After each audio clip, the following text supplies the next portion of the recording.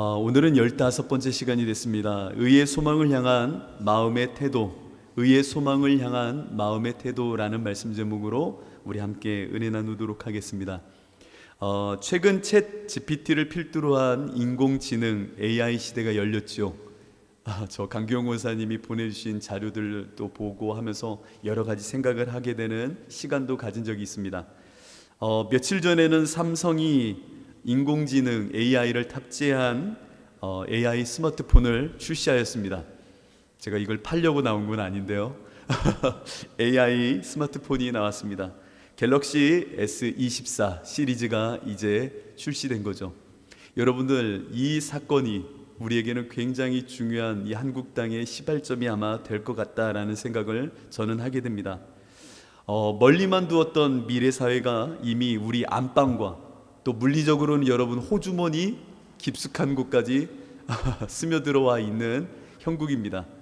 미래 사회, 여러분들은 어떻게 전망하시나요?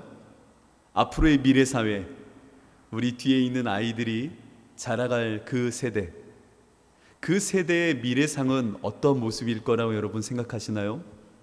저는 긍정적이보다는 좀 두렵고 어둡고 피폐함이 더 많은 시대가 오지 않을까라고 하는 우려를 더 갖게 됩니다. 이런 우려는 저의 생각이 아니라 성경이 말씀하는 말씀이기도 합니다. 인생들은 모이기를 좋아하고 모이면 바벨탑을 쌓기를 좋아하고 바벨탑을 쌓음으로 흩어짐을 면하여 그 모든 이들이 자신들의 의를 쌓는 것을 지향하는 본성을 갖고 있습니다. 그래서 그 안에서 하나님보다 높아지려 하고 하나님 없이도 우리끼리 무언가를 이루려고 하는 이 바벨탑을 쌓는 모습, 이것을 성경은 늘 지적하고 죄다라고 말을 합니다. 이와 같은 시절이 더 가까이 다가온 것 같습니다. 여러분, 스마트폰 없이 여러분 하루를 살기 쉬우실까요? 제가 볼 때는 정말 어려워졌어요. 인터넷 뱅킹도 해야죠, 서치도 해야죠, 사무 처리도 해야죠, 인터넷 카톡을 통해서 서로 대화를 나눠야죠, 또 정보 자료도 공유해야죠. 우리 아이들 같은 경우는 책가방에 책이 없습니다. 요즘은 책을 갖고 다니지 않습니다.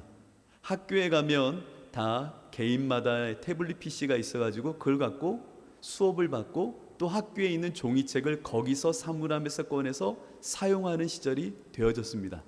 그만큼 미디어의 발달과 AI 시대가 도래하면서 앞으로의 시절에는 더 많은 생활의 변화와 함께 각종의 가치와 서로의 생각들이 아마 충돌하는 시절이 다가올 것입니다. 그런데 성경은 말합니다. 복음은 늘 살아있고 이 복음은 항상 필요할 것이다 라고 말합니다. 이 말은 아무리 과학의 문명이 발달하여도 인간의 모든 죄악과 허물과 이 인간의 바벨탑을 쌓는 속성은 사라지지 않을 것이다 라고 하는 역설적인 이야기입니다. 만약에 과학이 발달해서 사람들의 인성이 좋아지고 죄가 사라진다면 복음은 왜 필요하겠습니까? 성경은 복음은 주님 오시는 그날까지 생명과 함께 진리로 선포될 것이다 라고 분명하게 이야기하고 있습니다. 오늘날 우리가 살아가고 있는 현 시절은 참으로 답답한 시절을 맞고 있습니다.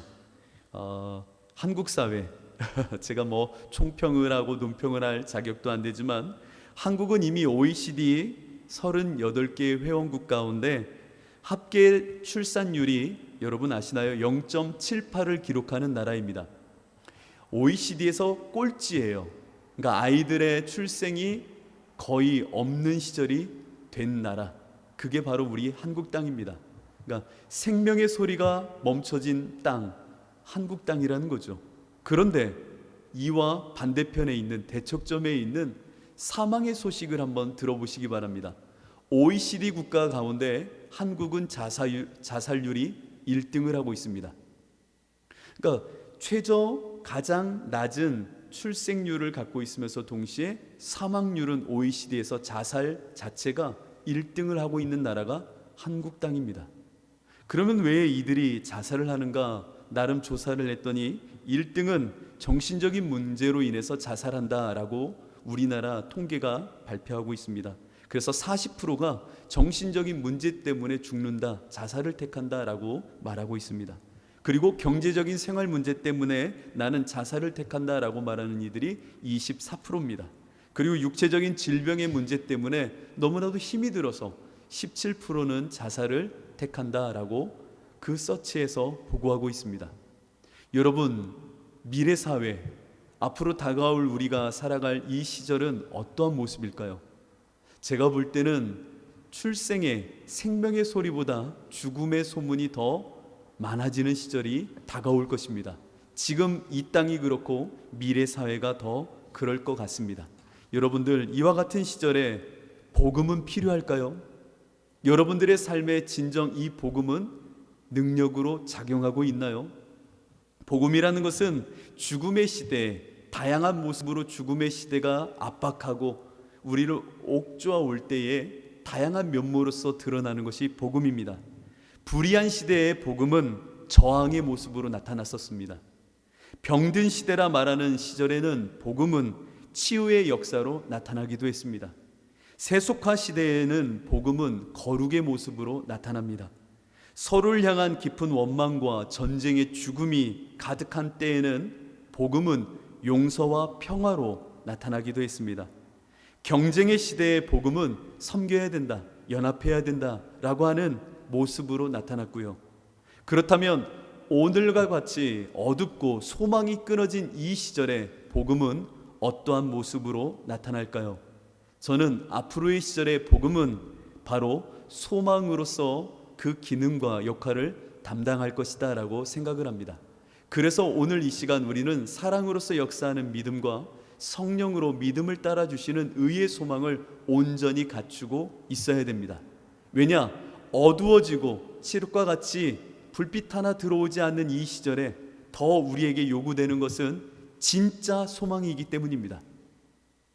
그냥 몽상가의 소망이 아니라 진짜 하나님이 책임지시는 의의 소망을 노래하고 이것을 우리가 자녀들에게 또 우리 교회가 지역사회에 주님의 이 복음을 소망의 모습으로 분명하게 드러내고 하나님이 책임지시는 복음을 우리 안에 품어내어 의의 소망을 노래하는 공동체가 되어져야 됩니다. 오늘날 이 시대, 절망과 포기 그리고 두려움에 휩싸인 이 시절, 낙심과 우울, 스트레스와 스스로의 기질과 어떠함이 더 이상의 가치가 없다 말하는 자살과 생명을 경시하는 이 시절, 우리들은 이제 이 소망의 노래를 함께 하려고 하는 겁니다. 그래서 우리 교회가 앞으로 사랑의 터 위에서 의의 소망을, 하나님의 복음의 온전함을 이 땅에 드러내기 위해서 오늘 이 말씀을 더 마음에 새기려고 합니다. 사랑으로서 역사하는 믿음을 갖고 있는 여러분들, 그러면 소망을 노래하려면 어떠한 태도를 우리가 갖추고 있어야 되느냐? 오늘 빌립보서는 여러분들에게 이야기합니다. 여러분, 빌립보서의 이 말씀을 듣기 전에 빌립보서는 기쁨의 서신입니다. 무슨 서신이라고요? 기쁨의 서신. 여러분 알아두시면 좋아요. 빌립보서는 모든 성경 가운데 가장 소망을 노래하는, 기쁨을 노래하는 서신입니다. 그런데 빌립보서가 쓰여진 상황은 어떤 상황이었는지 여러분 아시나요? 맞습니다. 바울이 감옥에 갇혀 있는 동안 쓰여진 책입니다. 가장 어둡고 통제가 있고 가두고 또 어떠한 자유가 없는 그 시절에 바울은 가장 기쁨을 노래하면서 성도들에게 소망을 이야기했던 서신이기도 합니다. 기뻐할 수 없는 가운데 기쁨을 노래했고 평안할 수 없는 가운데 평안을 노래하며 불평과 좌절만이 가득한 상황 속에서 감사를 노래했던 책, 그것이 바로 빌립보서입니다. 그러면 왜 어떻게 바울은 이와 같은 놀라운 소망과 기쁨을 노래할 수 있었을까요? 오늘 우리도 마찬가지입니다. 절망이 가로막는 이 시절에 소망을 노래할 수 있는 이유, 그 이유를 오늘 바울의 면모에서 우리는 찾아야 됩니다. 오늘 2장은 이렇게 기록합니다. 너희 안에 이 마음을 품으라 곧 그리스도 예수의 마음이니. 이것이 바울이 기뻐할 수 있었던, 소망을 노래할 수 있었던 핵심적인 마음의 태도였습니다. 내 마음에 예수 그리스도를 품어야겠구나. 이것이 바울에게 있었던 소망의 뿌리였습니다. 여러분들, 우리들의 마음의 뿌리에는 다양한 소망도, 다양한 미래에 대한 기대감도 늘 가득합니다. 최근에 여러분들은 무엇을 기대하고 사시나요? 무엇을 소망하고 사시나요? 얼마 전에 제가 한 친구를 만났는데요, 제 친구입니다. 참 그 친구를 보면서 야, 너 어떻게 이렇게 안심할 수 있을까라는 생각을 하게 됐습니다. 그 친구를 만나게 돼서 목회자인 친구와 이런저런 이야기를 하면서 요즘 너는 무엇을 소망하냐, 무엇을 기대하니? 라고 했더니 이 친구가 이런 이야기를 하더라고요. 나는 최근에 기대하는 게 있어. 뭐가 기대하냐면 OTT. 여러분 OTT 아시죠? OTT에서 방영되는 어떠한 프로그램이 있는데 그게 방영되는 그 시간이 그렇게 기다려진대요. 업데이트 되는 게. 그걸 봐야 너무 재밌대요. 한 주의 스트레스가 그걸 보면 풀린대요. 제가 그게 뭐야? 그랬더니 땡땡 시대라는 어떤 프로가 있대요. 여러분 모르시죠? 부여에 있는 어떠한 사춘기 소년들의 이야기인데 그걸 보는 게 그렇게 재밌대요. 그래서 그걸 볼 때마다 스트레스가 풀리고 한 주 한 주 기다려진대요. 그래서 야, 그게 뭔지 모르겠지만 참 대단하다 너도. 여러분들에게 소망은 옛날 이야기라면 드라마인가요? 기다려지는 것이 어떤 연예인의 이야기인가요? 이 땅을 살면서 여러분들에게 무엇이 소망이 되고 있습니까? 그런데 오늘 바울은 이야기합니다. 나의 소망의 이유는 예수 그리스도를 품는 거야. 내 마음에 예수를 품는 것이 저 하나님이 주실 소망, 의의 소망을 기다리는 기쁨이야. 그 이유야 라고 말하죠. 왜 예수가 내 마음에 오실 때에 진정한 기쁨이 생길까요? 그 이유는 예수님이 내 마음에 올 때에 사랑으로서 역사하는 그 믿음을 드러내시기 때문입니다. 사람들은 본성상 자기가 품는 소망이 근사해 보여도 그 뿌리를 보면 죄라고 하는 것이 놓여져 있습니다. 이 죄를 바탕으로 품는 소망들은 높이 쌓아도 멀리 지경을 넓혀도 언젠가는 무너지고 언젠가는 그 지경이 황폐해질 수밖에 없는 소망들입니다. 사람들은 내가 돈을 많이 벌으면, 내가 어떠한 근사한 집을 얻으면, 높은 명예를 얻으면 영원할 것 같고 그것을 통하여 미래가 보장될 것이라 생각을 합니다. 그렇죠. 그래서 안정적으로 돈을 모으고 안정적으로 무언가를 꿈꾸는 것이 인생들의 기본적인 모습입니다. 그러나 인간이 갖고 있는 그 모든 소망의 터에는 죄라고 하는 자기 중심적인 이 죄성이 늘 뿌리박고 있기 때문에 아무리 스스로가 품는 소망이 근사해도 그것이 두려움을, 어떻게 보면 우리의 이 흔들리는 모습을 붙잡아 줄 수가 없는 겁니다. 그래서 성경은 늘 말합니다. 너를 의지하지 말라고. 하나님 아닌 너 자신을 의지하지 말라고. 자기 중심주의에 빠질 수밖에 없고 자기 우상 숭배에 빠질 수밖에 없고 자기 힘을 숭배하는 너를 처리해야지, 그 죄를 해결해야지 진정한 소망을 만나는 것이지, 스스로의 주인됨 속에 무언가를 기대하고 바란다고 그것이 너에게 위로와 힘을 줄 수 없다라고 성경은 우리에게 말합니다. 맞습니다. 그래서 바울은 이야기하는 겁니다. 예수 그리스도의 마음을 나는 품을 것이다. 이 감옥 속에서도, 칠흑 같은 어둠 속에서도 내 소망의 이유가 되시는 예수 그리스도를 품어 나는 살아가겠다라고 말합니다. 이 말은 내 안에 있는 이 죄성을 끊어버리고 오직 예수가 내 안에 주인 되심을 통하여 그분이 허락하시는 뜻과 소망을 향하여 나아가겠다라고 하는 다짐이기도 합니다. 우리는 벌써 2024년의 새해의 한 달을 거의 하반기를 맞고 있습니다. 새해라고 하면은 새로운 어떠한 해라고 생각이 되죠. 새로운 시간이 도래했다 생각하죠. 근데 비밀입니다. 새해가 아닙니다. 헌해입니다. 여러분들 작년과 달리 새해가 되면 새로운 것이 펼쳐질 거라 생각하지만 실상은 우리가 죽음을 향하여 한 걸음 더, 저 오래될 죽음의 썩어질 모습을 향하여 한 걸음 더 나아가는 시절을 맞게 된 것입니다. 작년과 똑같아 라고 하는 말은 20대 때 혹은 10대 때 이야기입니다. 우리 집사님 권사님들 이야기 들으면 작년하고 달라, 몸이 작년과 달라 이 이야기를 정말 많이 듣게 돼요. 아까 우리 뒤에서 이야기했잖아요. 43살 넘으시니까 노안이 왔어. 그때부터 나는 시작됐어. 누가 그러더라고요. 30대 때 건강검진은 마치 신검을 받는 것과 같았대요. 그래서 받으면 내 키가 몇이고 와 나 건강한가? 나 혈압은 몇이야? 와 이런 이야기를 했대요. 근데 40대가 넘어가면서 이제 이런 몸을 체크하는 시간이 오면은 두렵대요. 혹시나 어디가 아프진 않을까? 어느 부분이 잘못된 건 아닐까? 그래서 건강검진 받는 게 너무나도 걱정이 된대요. 우리는 새해를 맞는 듯 하지만 사실은 죽음이라고 하는 문턱을 향하여 더 가까이 나아가는 삶을 살고 있는 겁니다. 작년보다 재작년보다 올해는 더 죽음 앞으로 나아가고 있는 것인지도 모르겠습니다. 그래서 새해라기보다는 헌해를 사는 모습처럼 우리는 더 낡아진 시대를 맞이하고 있는 중입니다. 이와 같은 삶 가운데 우리는 기억해야 됩니다. 내가 의의 소망을 품고 진짜 내 안에 하나님이 주시는 생명의 소망을 품기 위해서는 날마다 내 안에 예수가 그리스도 되는 예수님의 마음을 품어야겠구나라고 하는 다짐입니다. 여러분, 이것이 바로 사랑으로서 역사하는 믿음입니다.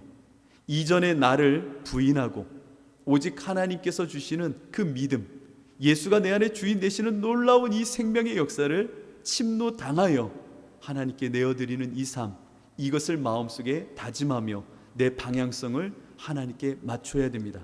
그렇다면 예수 그리스도를 품은 내 마음 가운데 이제 한 가지를 더 기억하십시오.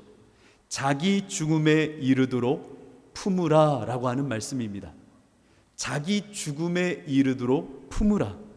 오늘 한번 말씀을 한번 보시기 바랍니다. 오늘 말씀을 보면은 바울은 이렇게 기록합니다. 너희 안에 이 마음을 품으라. 뭐라고요? 이 마음을 품으라 라고 말합니다.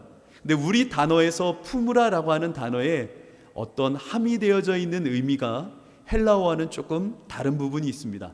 그러니까 품으라 라고 하면은 단순한 어떤 수용의 느낌처럼 보이는데 헬라어에서 말하는 품으라 라고 하는 단어는요, 프로네오라고 하는 단어를 쓰고 있습니다. 프로네오라고 하는 것은 마음의 방향성, 사랑의 지향성에 초점을 둔 채로 마음의 훈련을 해라, 마음을 둬라, 흥미를 가져라, 주목해라, 생각해라 라고 하는 끊임없는 훈련성을 내포한 단어입니다. 그러니까 이례적으로 품고 끝난다라는 것이 아니라 초점을 맞추고 그것을 지향했으면 계속 생각하고 그것을 끊임없이 연습하고 마음속에서 떠나지 않도록 그것을 붙잡는 시간을 보낼 때에 프로네오라고 하는 품는다라고 하는 말씀을 사용하는 것입니다. 그래서 여러분들 요한복음을 보면은 육으로 난 것은 육이요 영으로 난 것은 영이니 내가 내게 거듭나야 하겠다 하는 말을 놀랍게 여기지 말라라고 말하는 이 본문을 한번 같이 생각해 봐야 됩니다. 그러니까 내가 영으로 난 것은 영이고 육으로 난 것은 육이야 라고 하는 이야기를 할 때에 단순히 선택의 문제가 아니잖아요. 그러니까 내가 육으로 났다라고 하는 것은 선택의 문제가 아니라 지속적으로 그 육신을 관리하며 살아가야 되잖아요. 오늘도 세수를 하고 양식을 먹이고 몸의 건강을 생각하면서 끊임없이 그것을 초점을 두고 그것을 맞추어 살아가는 것이 육으로 난 자의 삶입니다. 영으로 난 것도 마찬가지잖아요. 그러면 내가 영으로 났다 하면 거기에 초점을 두고 관리를 하고 마음을 쏟고 훈련을 해야 영으로 살아간다라고 말할 수 있는 것입니다. 그러니까 예수 그리스도를 품는다는 것은 내가 한번 선택했으니까 됐어 라고 하는 의미가 아니라 지속적으로 마음을 두고 그 안에서 내 생각과 행동과 패턴을 끊임없이 훈련해야 된다라고 하는 의미가 담겨져 있는 겁니다. 그래서 예수 그리스도를 내 마음에 품는다라고 할 때에는 지속적으로 내가 그 예수에게 마음을 두고 예수가 내 안에 주인 되실 수 있도록 늘 내 삶을 그분께 맞춰야 된다라고 하는 자기 훈련이 담겨져 있다라는 겁니다. 그래서 위의 것을 생각하고 땅의 것을 생각하지 말라라고 할 때도 마찬가지로 프로네오라고 하는 단어를 쓰고 있는 겁니다. 위의 것을 끊임없이 생각하는 겁니다. 이 말을 바울의 말의 한편으로 바꿔내면 이제 나는 죄에 대하여는 죽고 하나님께 대하여만 살았어 라고 하는 이 마음을 늘 다짐하고 되새기고 훈련해야 된다라는 겁니다. 여러분들 안에 정말 의의 소망을 품길 원한다면 이 훈련을 해야 됩니다. 어느 순간이든 어느 상황이든 내 마음을 다부지게 예수 그리스도께 대하여만 난 산자야, 죄에 대하여는 죽었어, 하나님께 대하여만 난 살았어 라고 하면서 내 마음을 품어야 되는 겁니다. 예수가 내 안에 주인 되실 수 있도록 결단하고 내 삶을 내어드릴 때에 내 삶의 모습은 변화가 일어나기 시작하는 겁니다. 우리의 이 마음의 향방과 품는다라고 하는 것이 왜 중요하냐면, 마음이라는 것은 그냥 비워두고, 마음이라는 것은 무언가를 채워두지 않으면 자꾸만 다른 무언가가 들어오는 자리이기 때문입니다. 여러분, 그렇기 때문에 내 마음의 이 빈 자리를 예수로 품고자 하는 모습이 있어야 됩니다. 만약에 이렇게 품지 않으면요, 육체의 본성은 끊임없이 내 마음을 육신의 것으로 끌고 갑니다. 그래서 돈에 마음을 품게 하고 돈으로 관심을 품게 하다 보면 만문의 노예가 되는 것이 인생입니다. 뿐만 아니라 예수 그리스도를 품지 않은 채 그냥 놔두면요, 음란한 것이 자꾸만 그 마음을 유혹합니다. 음란한 것에 마음을 두고 또 마음을 두고 그것을 품는다라고 말할게요. 또 품고 또 품다 보면 음란의 영이 완전히 그 인생을 지배하게 되는 것입니다. 뿐만 아닙니다. 자기 자랑에 마음을 쏟고 또 마음을 빼앗기다 보면은 그것을 품게 되어져서 자기 우상화에 빠지는 것이 인생입니다. 그렇게 우리는 늘 예수 그리스도를 품는 연습을 해야 됩니다. 난 죄에 대하여 죽고 하나님께 대하여만, 예수 그리스도만 품는 자야 라고 하며 또 다짐을 하고 또 결단을 하고 그 마음을 품는 이 삶을 우리는 살아낼 줄 알아야 됩니다. 여러분, 이것이 없으면 이 땅을 살아가면서 우리는 의의 소망을 꿈꿀 수가 없는 겁니다. 왜? 세상이 말하는 소망, 세상이 지향하는 소망을 우리들은 꿈꾸려 하기 때문입니다. 여러분들 깨어나십시오. 우리 교회는 사랑으로서 역사하는 믿음을 강조합니다. 곧 하나님을 향하여만, 주님이 주시는 그 마음으로만 내 마음을 채우고자 하는 이 결단이 있는 교회가 주사랑교회입니다. 저도 아침부터 하루를 살다 보면 끊임없는 생각들이 제 마음을 스쳐 지나갑니다. 어떠한 유혹과 세상의 걱정과 또 앞을 향한 미래에 대한 막막함, 이 모든 것이 복잡하게 제 마음을 스쳐 지나갈 때면 제 마음으로 다짐을 합니다. 나는 죽었어. 예수 그리스도를 향하여만 살았어. 나는 죽었어. 예수 그리스도를 향하여만 살았어. 이것은 거짓인데 진리인 것처럼 말하는 것이 아니라 이것이 진리이기 때문에 이것을 내 마음으로 다짐하는 겁니다. 이것이 진짜이기 때문에, 이것이 실상이기 때문에 이것이 나의 고백으로 하나님께 올려드리는 겁니다. 여러분, 어렸을 때에 한 번씩은 이런 경험 해보셨죠? 너 다리 밑에서 주워왔어 라고 하는 이야기. 저희 할머니가 말 안 들으면 꼭 저한테 하셨던 말이, 너 저 소화다리 밑에서 주워왔다? 그러면 저도 모르게 어린 시절에 진짠가? 난 진짜 소화다리에서 주워왔나? 이 생각을 하는 겁니다. 그러면서 괜히 시장통을 한 바퀴 도는 거예요. 왜 시장통을 도는 줄 아세요? 혹시나 시장에 우리 엄마 계실까? 진짜 엄마가 계시지는 않을까? 괜히 이렇게 시장통을 이렇게 돌아다니는 거예요. 제 마음속에 우리 엄마가 아닌가? 나 주워왔나? 진짜 진리는 제가 우리 엄마의 자식이라는 게 진리잖아요. 그런데 내 마음속에 우리 엄마가 아닌가? 하고 시장통을 계속 돌아다닌다고 한번 생각해 보세요. 바보예요. 어리석은 거죠. 어른들은 놀리냐고 했던 그 말이 진짜인 줄 알고 만약에 제가 시장을 돌고 집에도 안 돌아가고 엄마를 찾아 돌아다닌다면 그 인생은 헛이 되는 겁니다.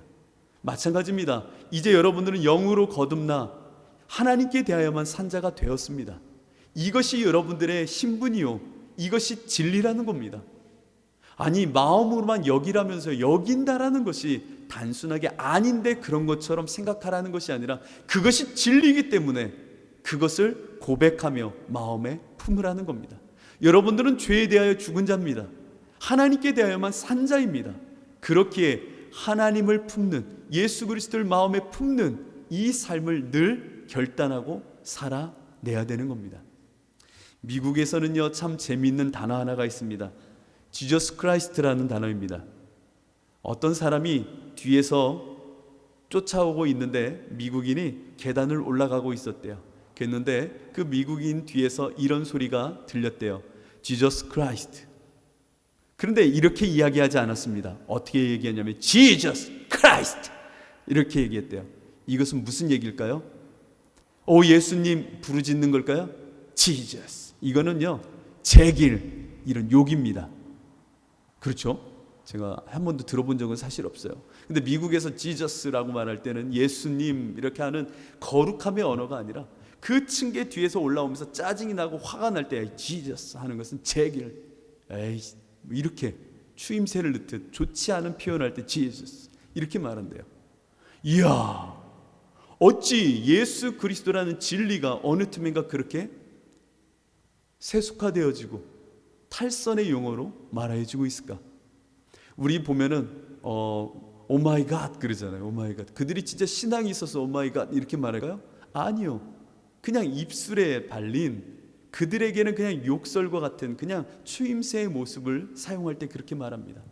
여러분들, 우리에게 주신 이 진리는요, 그렇게 세속화되고 버려질 말씀이 아니에요. 여러분들을 향하여 예수 그리스도의 마음을 품으라 라고 하는 것은 단순히 거짓인데 그렇게 심리적으로 인정하고 살라는 것이 아니라 그것이 예수 그리스도께서 십자가의 죽으심으로 이루신 영적인 진리요 생명이기 때문에, 그리고 그것이 여러분들에게 주신 사실이고 여러분들에게 변치 않는 실체이기 때문에 이것을 마음에 품으며 또 품으며 그것을 여기라는 겁니다. 이것이 여러분들 안에 있을 때에 예수님은 일하기 시작하십니다. 예수가 내 안에 그리스도가 되시는 그 역사를 통하여 하나님의 의의 소망을 부어 주시기 시작한다는 겁니다. 이제 우리 가운데 이 예수 그리스도를 품을 때에 하나님은 의의 소망을 주시는데, 이 의의 소망을 품을 때에 우리 가운데 이 의의 소망을 유지하고 관리하는 데 있어서 가장 중요한 방편 세 가지가 있습니다. 이 세 가지를 함께 기억했으면 좋겠습니다. 첫째는 말씀이요, 둘째는 기도요, 세 번째가 교회입니다. 여러분, 의의 소망을 품을 때에 말씀, 기도, 그리고 교회, 이 세 가지가 은혜의 방편으로서 예수를 그리스도로 여기며 의의 소망을 품고 유지하는데 정말 중요한 핵심적인 방편으로 우리 가운데 역사하는구나라는 것을 기억해 보십시오. 여러분 안에 말씀이 있어야 의의 소망 가운데 우리는 살아갈 수 있게 됩니다. 하나님이 주시는 예수 그리스도의 마음, 그분이 나에게 보이시는 것이 나에게 의의 소망이 될 때에, 그의 의의 소망은 지금 내 안에 이루어지지 않은 미래의 어떤 소망이지만 그것은 말씀으로 내 안에 올 때에 나를 비추어 내가 얼마만큼 연약한지를 알게 합니다. 주님의 의의 소망은 아직 내 안에 도래한 것이 아니기 때문에 그 현실은, 도래할 현실은 나와 너무나도 멀게 느껴질 수밖에 없습니다. 그러나 말씀은 그 도래할 미래의 의의 소망을 내 앞에 세움으로 지금의 나를 부인하게 만듭니다. 하나님은 너를 통하여 이와 같은 모습을 이루실 거야. 의의 소망을 이루시기로 했어. 그러니 너는 그의 의의 소망 앞에, 이 말씀의 앞에 너 자신을 부인해야 돼. 그 말씀 앞에 설 때면 이루실 의의 소망 앞에 서 있는 나는 너무나도 연약하고 아직도 부족한 내 모습을 발견하게 될 것입니다. 그때마다 나는 자기 죽음의 자리에 올라서야 됩니다. 하나님이 왜 이렇게 말씀을 비추십니까? 그 말씀, 의의 소망을 이루실 말씀을 왜 내 안에 자꾸만 생각나게 하십니까? 그 이유는 단 하나, 지금 너의 모습을 부인하며 죽음의 자리까지 나아가라고 그 말씀을 비추시는 겁니다. 정말 살아있는 사람은 늘 말씀 앞에서 자신을 부인하고 비우고 자기 죽음의 자리까지 늘 나아가게 됩니다. 그런데 의의 소망이 없으면 지금 이 자리가 좋고 멈춤이 있는 이 상태가 너무나도 평안한 거예요. 뭘 그렇게 의의 소망을 품어? 지금 이대로가 좋은데, 지금 이 상태가 좋은데 게을러지고 나태해지고 영적으로 무감각해집니다. 그러나 하나님의 의의 소망이 내 안에 정말 살아 움직이기 위해서는 하나님의 말씀 가운데 늘 나를 조명해야 됩니다. 지금 이 모습은 아니야. 지금 이 모습 이대로 있어서는 안 돼. 지금 이 모습으로 내가 있을 수 없는 존재야. 내 마음에 예수가 그리스도가 되시는 이 마음을 품은 나, 그 말씀 앞에 서니 그래, 이루실 그 의의 소망은 저 멀리 있는데 내가 어떻게 여기 이렇게 있을 수 있어? 나는 먼지와 티끌과 같지만 주님이 보이신 그 말씀 앞에서 나를 부인하며 지금의 이 모습을 부정하며 나아가야지, 또 달려가야지, 가야지 라고 하는 하나님이 주시는 열심이 그 말씀을 통하여 비춰지는 겁니다. 여러분들 안에 말씀이 없다면 의의 소망을 향한 이 걸음은 정말로 허탄하게 소멸될 것이고 사라지게 될 것입니다. 여러분들 늘 말씀 앞에 나를 세우십시오. 예수 그리스도의 말씀이 울려 퍼지는 순간 의의 소망과 함께 나는 지금 이대로 있을 수 없는 거구나라는 것을 알게 될 것입니다. 제가 이 이야기를 하면 저희 자녀들이 아빠 맨날 그런 얘기 하지 마라고 하더라고요. 제가 고등학생 때에 하나님이 제 마음속에 주신 소망이 있었습니다. 하나님이 나를 통하여 이와 같은 모습을 이루시길 원하시구나 라고 하는 것을 알게 된 적이 있었습니다. 얼마나 기쁜지요. 그래서 고등학교 때 기숙사 생활을 하는데 주일이 되면 이제 예배를 드리러 버스를 타고 기숙사에서 나와서 교회까지 가는 겁니다. 그런데 하루는 이런 생각이 드는 겁니다. 내가 버스를 타고 나가는 그 시간과 예배를 드리고 돌아오는 그 동안 세상에 속해 있다 말할 수 있는 내 친구들은 무엇을 할까라고 하는 생각이 들었습니다.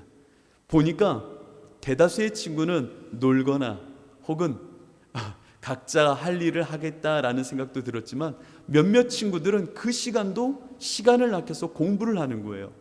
자신의 미래를 위해서. 이야, 그게 제 눈에 보여지는 거예요.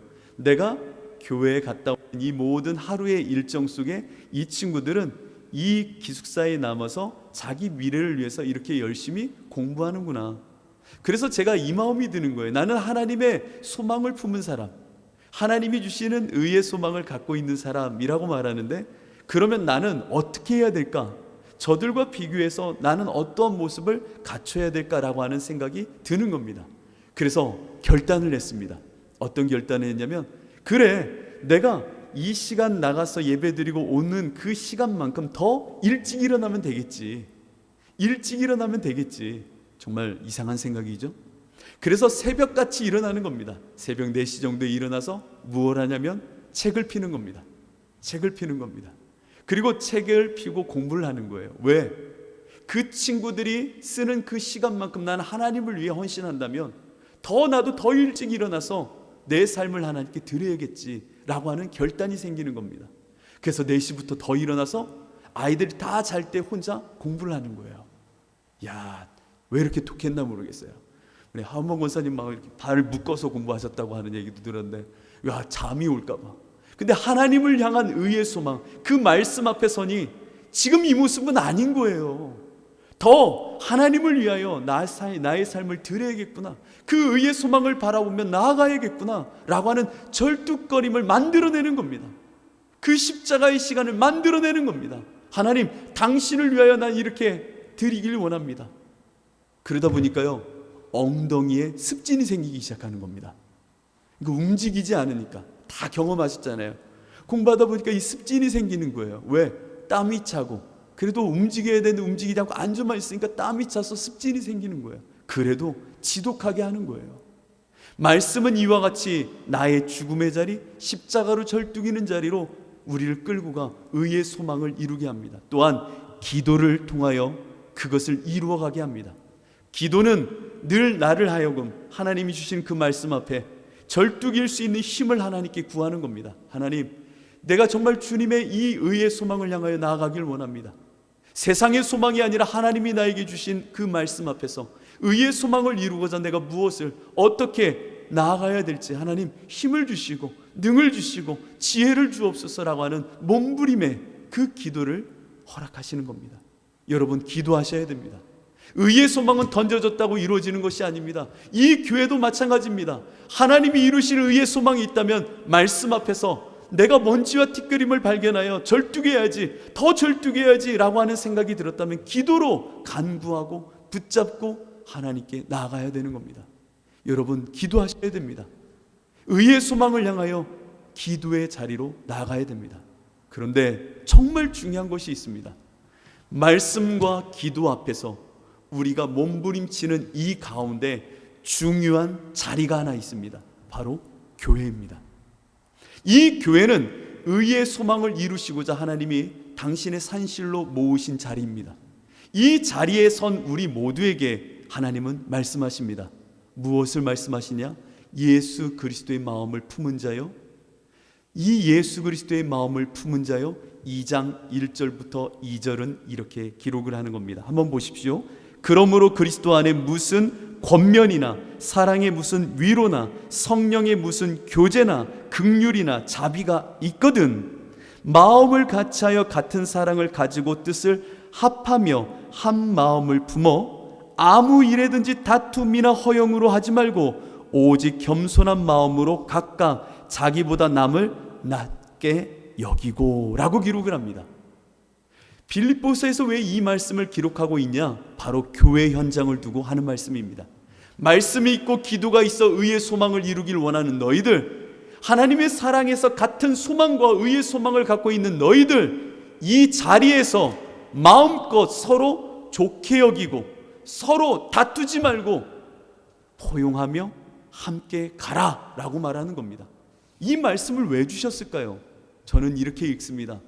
정말 이 공동체는, 교회는 말씀과 기도에서 의의 소망을 이루고자 하는 십자가의 절뚝거림에 사람들이 모여 서로의 절뚝거림을 용납하고 서로의 부족함을 이해하면서 세상을 향하여 나아가는 관문처럼 이 교회 공동체는 함께 이해하며 품어주며 서로 사랑해야 된다라는 겁니다. 이 자리는 여러분들 실수해도 되는 자리입니다. 이 자리는 십자가로 절뚝거림에 있어서 아파해도 괜찮은 자리입니다. 좀 성격이 모나도 괜찮은 곳이 교회입니다. 교회라는 이 삶의 자리에서 마음껏 걸음마를 한번 해보십시오. 서로 성격이, 서로 가치가, 서로 어떤 기질이, 갖고 있는 성품이 모나도 괜찮아요. 예수로 살아보고자 절뚝이는 의의 소망을 가진 사람들, 이 교회 안에서는 서로 잘못해도 괜찮아요. 왜? 이 자리는 서로 통용하고 서로 이해하고 품어주는 걸음마의 자리이기 때문입니다. 이 교회 공동체는 그런 곳입니다.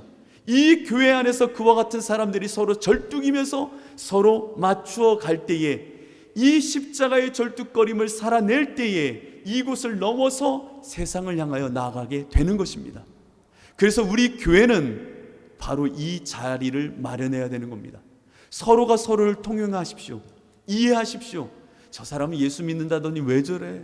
성격이 왜 저래? 저 사람은 왜 그래? 아니요, 예수로 살아내고자 절뚝이고 있는 거예요. 한번 도전해보고 있는 거예요. 그것이 통용될 수 있는 곳, 바로 교회입니다. 교회는 십자가에 죽어진 자아를 품고 그런 성도들이 서로 모여 용납하고 받아들이는 자리입니다. 여러분들 어린아이가 태어나서 아장아장 걷기 시작하는 거예요. 못 걸었죠. 처음에는요. 걸음마를 하는 거죠. 걸음마를 할 때 넘어지기도 하고 옆으로 쏠리기도 하는 겁니다.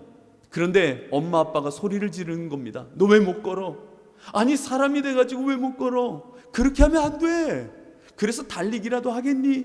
다른 누구를 봐라. 벌써 저렇게 뛰어다니지 않니? 이러는 부모가 어디 있습니까? 그 아이를 품고 넘어지면 일으키고 다시금 걷도록 하는 것이 가정이요 부모 아닙니까? 교회는요, 십자가로 절뚝거리며 의의 소망을 이루고자 하는 이들이 이 자리에서 한번 절뚝여 보는 겁니다. 서로가 서로 부족한 모습 속에 예수로 살아보는 겁니다. 방식이 지금은 서툴러도 이 교회 공동체는 그것을 품어내는 자리가 되어야 되는 겁니다. 그때에 이 교회 문턱을 넘어 세상을 향하여 근사하게 절뚝이며 또 절뚝이며 의의 소망을 이루는 몸짓으로 살아갈 수 있게 되는 겁니다. 이 교회 공동체, 우리 주사랑교회는 이와 같은 교회가 돼야 됩니다. 말씀과 기도 그리고 교회라는 이 자리에서 여러분들은 의의 소망을 이루고자 마음껏 절뚝여 보십시오. 목사도 그럴 수 있고요, 여러분도 그럴 수 있는 거예요. 이 자리에 우리 아이들도 예수로 살아가는 그 절뚝거림을 배워보는 겁니다. 그때에 하나님께서는 이 의의 소망을 이 교회와 여러분들의 삶을 통하여 보이시고 이루어 가실 것입니다. 우리 주사랑교회가 이제 이 한 해 더욱 절뚝이며 나아가는 의의 소망을 품은 희망의 공동체가 되길 원합니다. 그렇다면 마음껏 이곳에서부터 절뚝여 보십시오. 서로 너무 낯설어 하지 마시고, 예수로 살려고 몸부림치는구나, 그것을 이해하고 품고 함께 웃고 함께 울어주는 그런 자리가 되기를 진심으로 축복합니다. 이 시간 우리 함께